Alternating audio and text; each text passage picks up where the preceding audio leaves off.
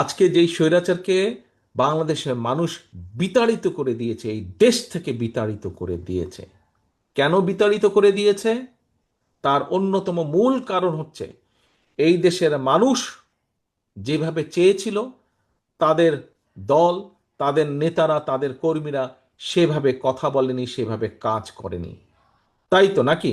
এক কথায় তো তাই। মানুষের প্রত্যাশা অনুযায়ী তারা কাজ করেনি, সেই জন্যই তাদের আজকে এই পরিণতি। প্রিয় সহকর্মীবৃন্দ, কাজে আমাদের অন্যতম মূল দায়িত্ব হচ্ছে মানুষের প্রত্যাশা অনুযায়ী। এবং কিছুক্ষণ আগে আমি একটি কথা বলেছি যে আজকে শহীদ রাষ্ট্রপতি জিয়াউর রহমানের একজন সৈনিক হিসাবে, দেশনেত্রী বেগম খালেদা জিয়ার একজন কর্মী হিসাবে, ওই গ্রামের শেষ কর্মীটি আপনি হয়তো মনে করতে পারেন যে আরে ভাই, আমি যদি এখানে কিছু করি কি হবে, ওই ঢাকায় বা ওই চট্টগ্রামে ওই দিনাজপুরে কি কেউ কিছু টের পাবে নাকি? পটুয়াখালী জেলার অন্য জায়গায় তো মানুষ টের পাবে না। এটি ভুল ধারণা সম্পূর্ণ। আপনার এই ধারণাটা ভুল। আজকে আপনি যদি এলাকায় এমন একটি কোনো কাজ করেন যেই কাজটি মানুষ পছন্দ করে না, এটির এফেক্ট আপনি নয়, এখানে উপস্থিত প্রত্যেকটা নেতাকর্মীকে এটির নেগেটিভ এফেক্ট, অর্থাৎ এটির খারাপ প্রতিক্রিয়া ভোগ করতে হবে। কাজেই সহকর্মীবৃন্দ, আজকে আপনারা এখানে যত হাজার নেতাকর্মী উপস্থিত আছেন, আপনাদের প্রত্যেকের কাছে আমার আহ্বান, আসুন আমরা শুধু পটুয়াখালী জেলা নয়, বাংলাদেশের 64টা জেলার প্রত্যেকটি নেতাকর্মীর কাছে আমার আহ্বান, আসুন আমরা এমন কিছু কাজ করব না।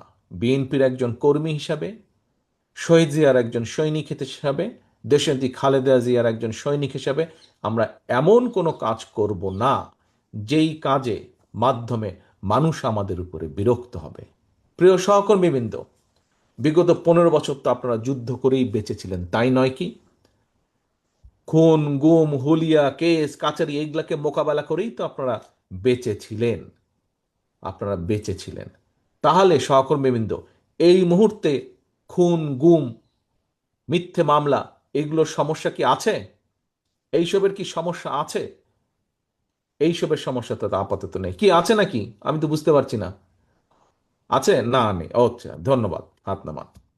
তো সমস্যা যদি না থাকে, তাহলে কেন আমাদের কোনো সহকর্মী এমন কোনো কাজ করবে যেই কাজের মাধ্যমে দল ক্ষতিগ্রস্ত হবে?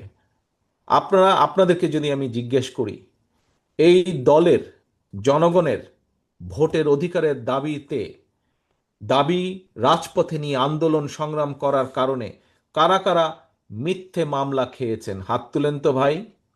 কারা কারা মিথ্যে মামলা খেয়েছেন হাত তুলেন। কারা কারা আদালতের বারান্দায় মাসের পর মাস, বছরের পর বছর ঘুরতে হয়েছিল? আপনারা সবাই মামলা খেয়েছেন, মিথ্যে মামলা খেয়েছেন। আচ্ছা, ধন্যবাদ, হাত নামা।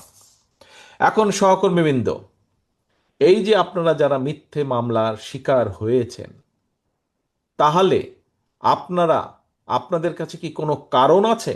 আপনি বছরের পর বছর আদালতের বারান্দায় গিয়েছেন, অনেক সময় দেখা গেছে কেসের এমন একটা ডেট পড়েছে, সেদিন আপনার দলের অথবা পারিবারিক কোনো একটা গুরুত্বপূর্ণ বিষয় আছে যেখানে আপনার থাকতে হবে, কিন্তু আপনি থাকতে পারছেন না, আপনার কষ্ট হচ্ছে, সমস্যা হচ্ছে, বাধ্য হয়ে আপনাকে কোর্টে যেতে হচ্ছে। এরকম পরিস্থিতি হয়েছিল না? এরকম সিচুয়েশন হয়েছিল না? এরকম অনেকের জীবনে এরকম পরিস্থিতি হয়েছে।